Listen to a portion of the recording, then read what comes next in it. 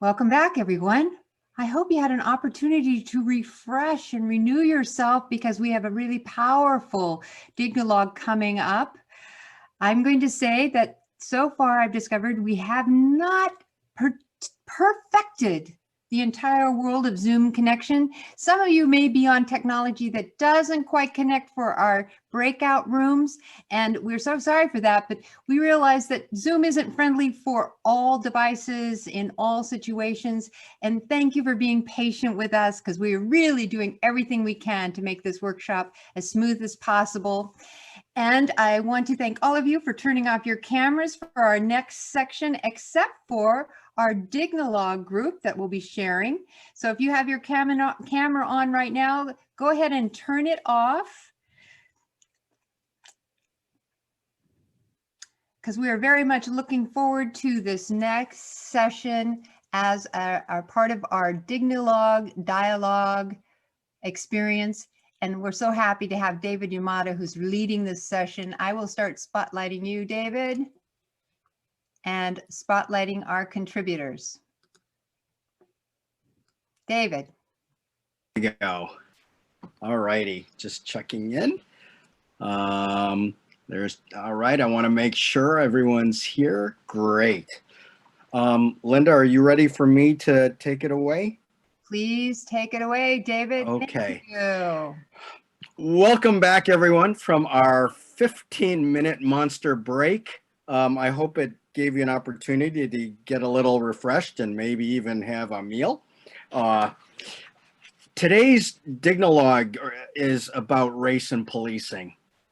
And this topic, especially for those of us in the United States, needs little introduction, especially in view of the many tragic and outrageous instances of police killings of people of color during the past year that have become so prominent in our news cycle and in our existence.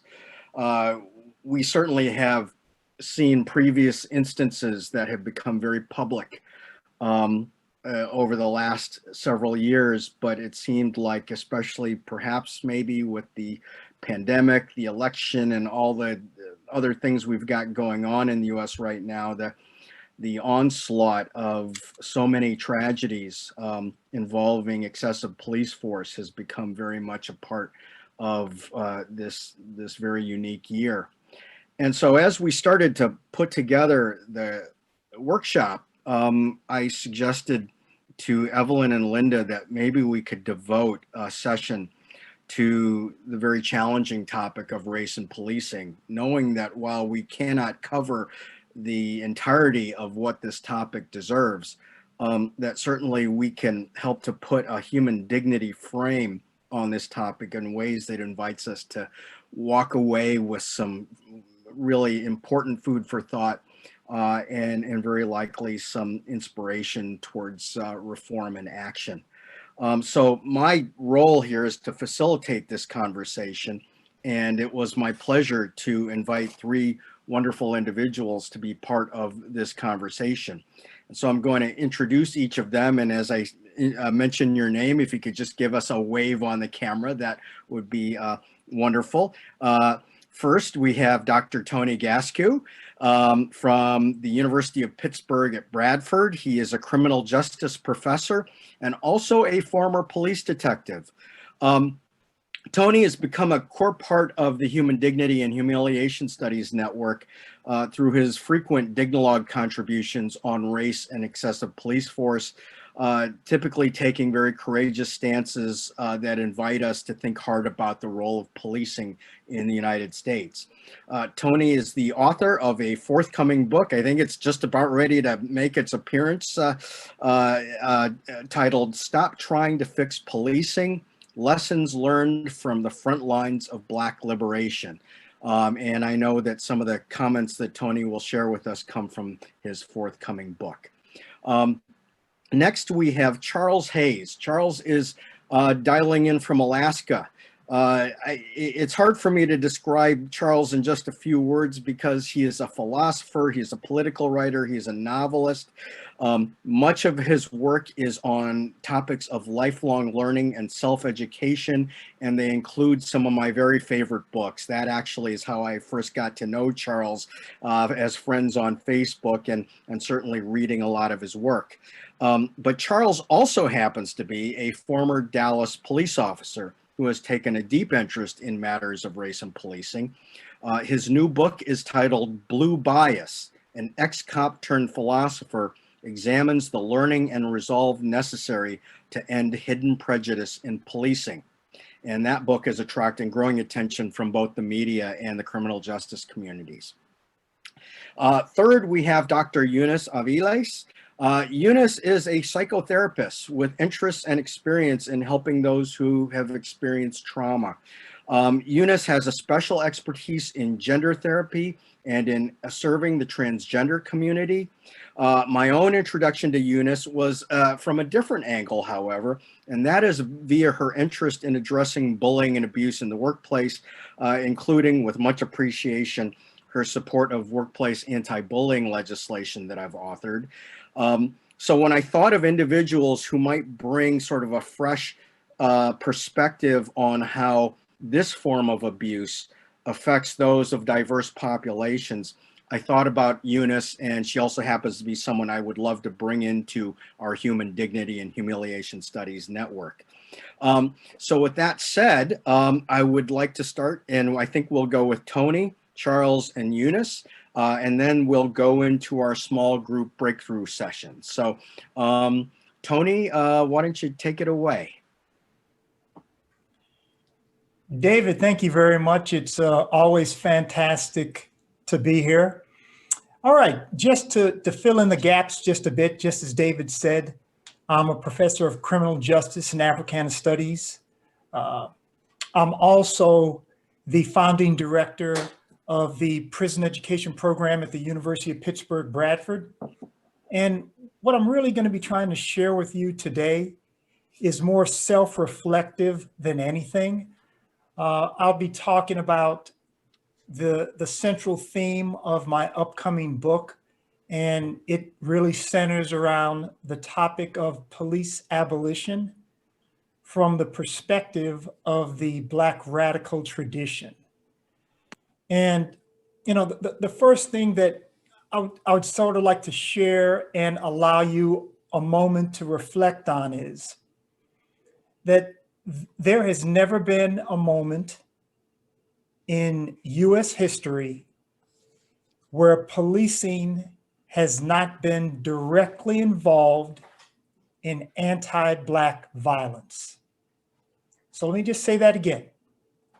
There has never been a moment in US history where policing has not been directly involved in anti-Black violence. Now, what does that mean?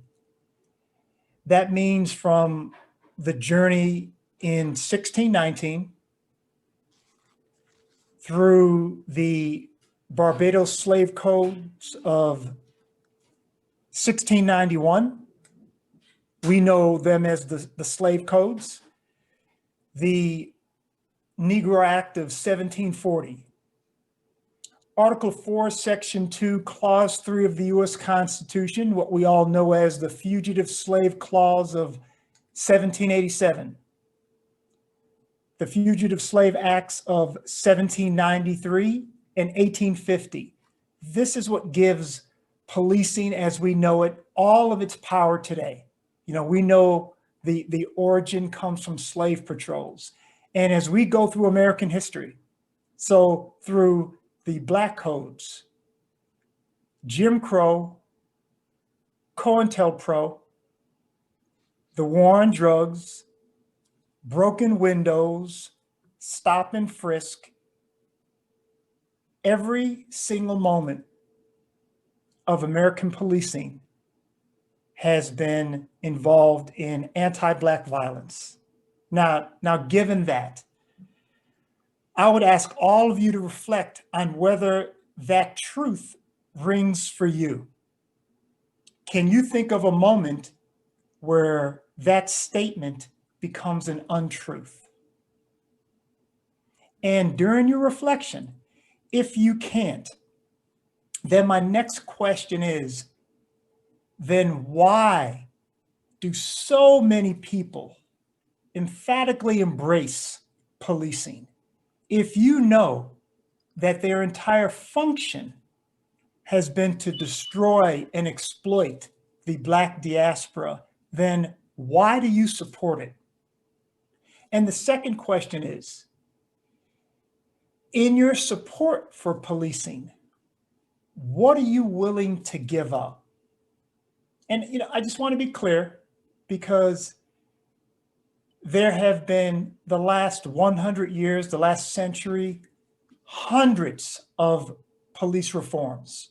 And if we want to talk about some of the most recent ones, you can take policing through implicit bias training, through meditation training, through procedural justice.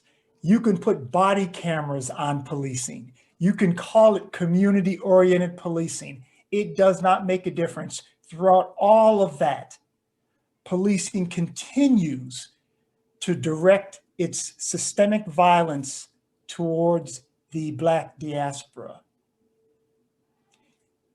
My third and final point in this, because again, I really just want this to be more self-reflective. And I'd really like to touch on a point that one of the previous speakers discussed, Dr.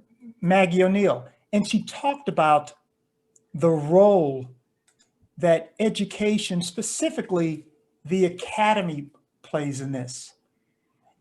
And for you to understand, the last 100 years, since 1890, and that was the 25-year anniversary of the so-called emancipation of the Black diaspora in America, that US Census of 1890 described criminal statistics data that demonized the Black diaspora. And since then, the Uniform Crime Report, every single data point that the academy has tried to embrace has criminalized the Black diaspora while making policing look as though they are heroes. There's probably no better example than the 35,000 police officers in New York City. And just to give perspective on this, the New York City's annual budget, which is going to be more than $6 billion this year, is larger than the gross national product of almost 30 countries, almost 60 militaries around the country. Policing just in New York City absorbs. Dave, that's all I have.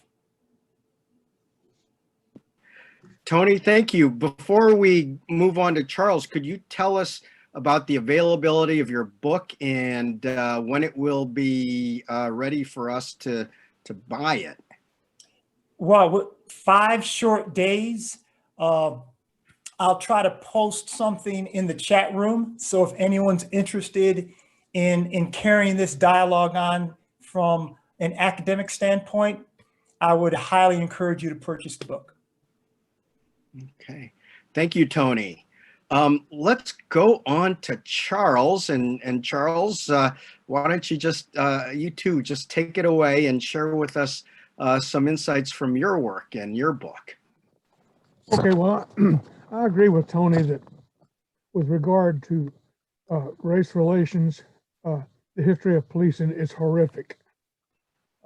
David asked me to comment on about this from a perspective of neuroscience and biology. I've focused on the subjects for about the last 5 years. I made some notes, and I'm going to have to read from them because my short-term memory is a mess. So the first item is, we are accustomed to comparing our gray matter to computers, but it's more useful to imagine that we have a chemical factory in our heads and that we are chemically cocktailed to behave tribalistically. The hormone oxytocin, often called the love hormone because of its role in mother and child bonding, is also socially but mysteriously instrumental in goading us to ostracize outsiders, but we still do not understand how this works or what the tipping point is that causes it. The second item is that history suggests we do not grow up in this country with a clear understanding of how bias works and how our limbic system front loads our life experience to consider risk assessments up front. Recall Daniel Kahneman's thinking fast and slow, and this will begin to make sense. From the time we are infants, our amygdala, hippocampus, and cingulate gyrus act in a sentinel capacity in which our brains sort, categorize, and stereotype, keep us safe from physical harm and embarrassment. We make assumptions subconsciously all our lives without being aware we are doing so, and neuroimaging confirms it. There's an oft-quoted example of a little white girl in the South who, upon seeing a black infant, says, "Look, mommy, a baby made." If we grow up in a society with systemic racism, it is almost impossible not to have been negatively influenced, at least as a matter of degree, in the form of an intuitive nudge. Implicit bias judgments come to us in milliseconds from our subconscious before our frontal cortex or executive brain's function is even aware of the subject at hand. Simply put, our personal opinions about whether we harbor racial biases are pretty much worthless. And police officers who adamantly avoid bias training while believing they don't need it are the people who need it most. The bottom line is that implicit bias can only be mitigated by people who care deeply about doing so. Third is that police officers who engage in frequent altercations are likely to experience physiological structural changes in their brain, with their amygdala growing larger, causing them to become hypersensitive to insult or having their authority challenged. Some behavioral scientists refer to this as a sense of entitlement, which is, I believe, what we saw on the face of the officer with his knee on George Floyd's neck. If police management is not hypersensitive about scrutinizing the behavior of their officers, some of them will get out of control simply from doing their jobs. Police work demands hypervigilance, and working in highly populated cities, it is emotionally taxing. Seeing one's fellow citizens at their worst day after day for years at a time is both physiologically and psychologically taxing. It is hard, extremely hard, not to become jaded and cynical. The frequent excess of cortisol from emotional stress has long-term physical implications, made worse because after an emotionally taxing incident that causes a flood of cortisol, the surge can be repeated simply from recall. And finally, police work is exciting, and the endorphin rushes one experience at a slot machine frequency can become addictive. And if officers are unaware of how this can affect them, they can begin to subconsciously escalate conflicting situations to get an endorphin rush without realizing that they're doing so. Now add to the physical and psychological changes that come with intensive emotional activity, and it's easy to see police officers can begin to crave the very thing that causes them harm.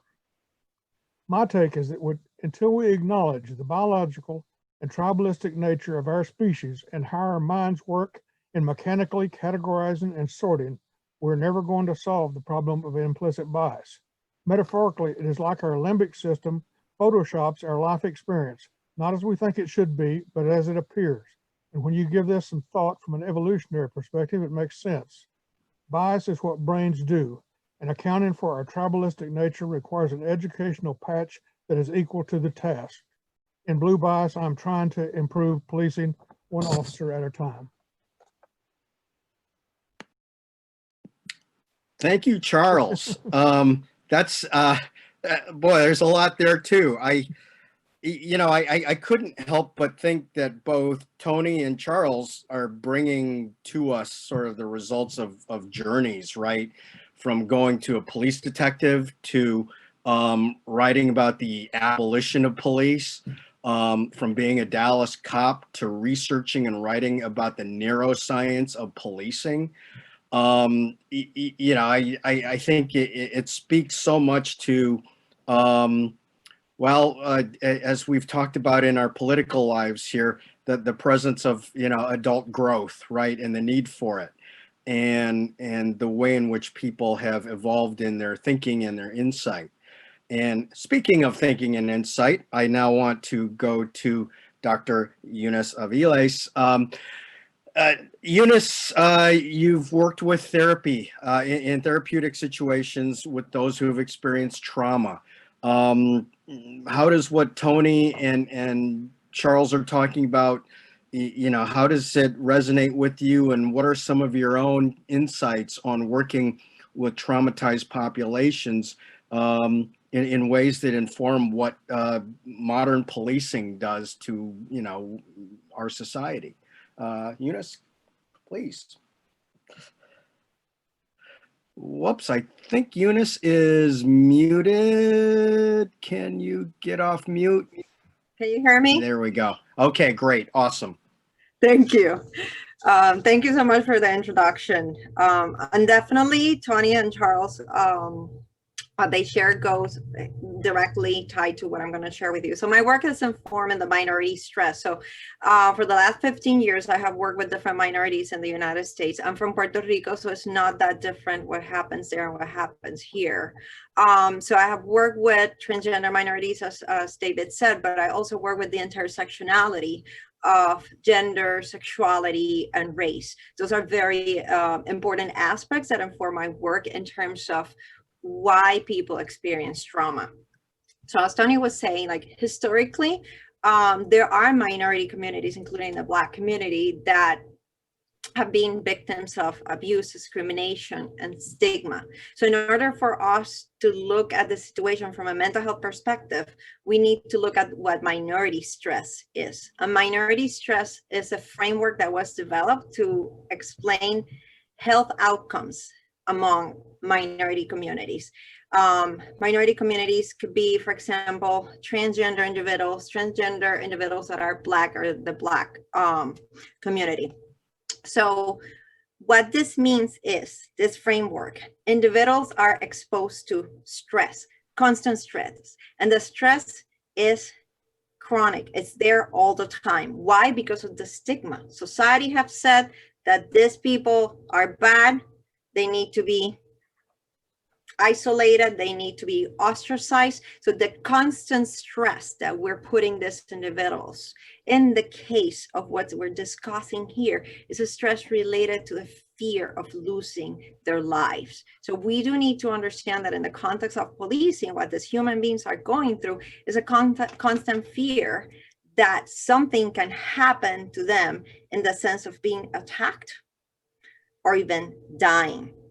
So where I'm trying to go here is to explain that these individuals are going through hypervigilance, is constantly thinking that something can actually happen to me. And I've seen that in my practice. I had a client of mine make a comment at some point I had to call the police because I had a patient that was completely dissociated and was acting in ways that could be dangerous. The police got to my office. My next patient was a black man, and I remember him saying how scared he got when he saw the police.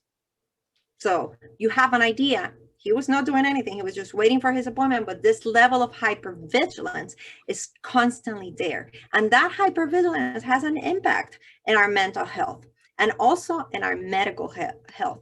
From a mental health perspective, let's talk about anxiety disorders, and let's talk specifically about post-traumatic stress disorder.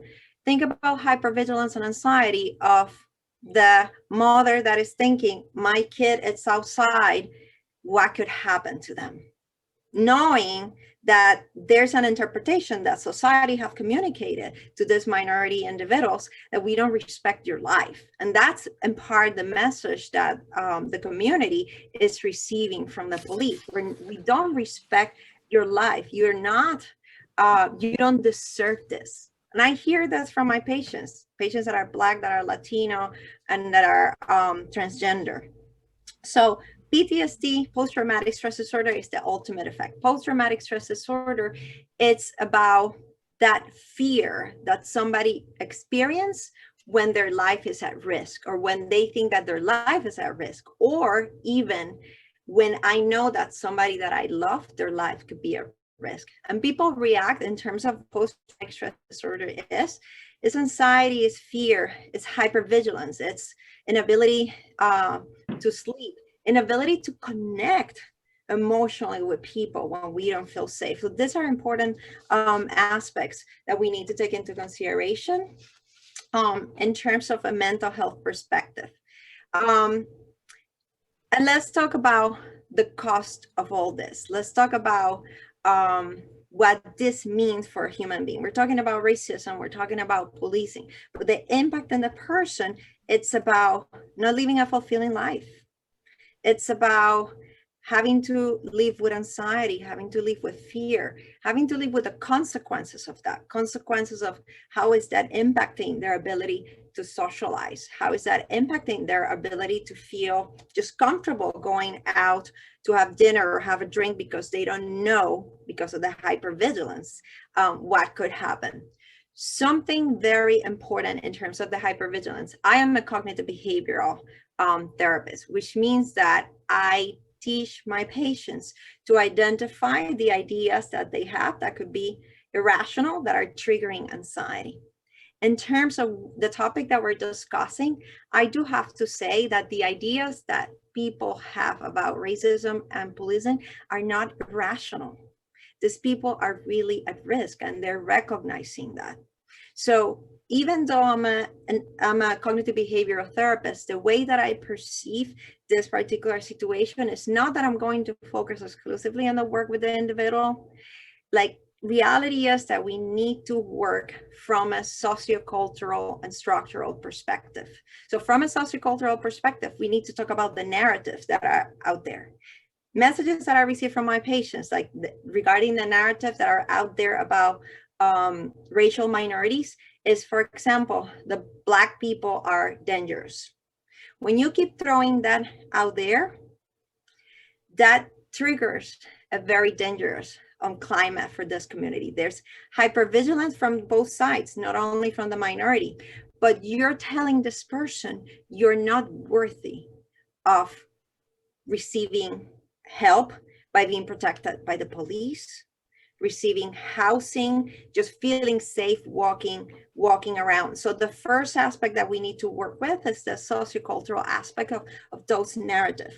From a structural perspective, I do believe that there has to be changes in terms of the police as an organization, right?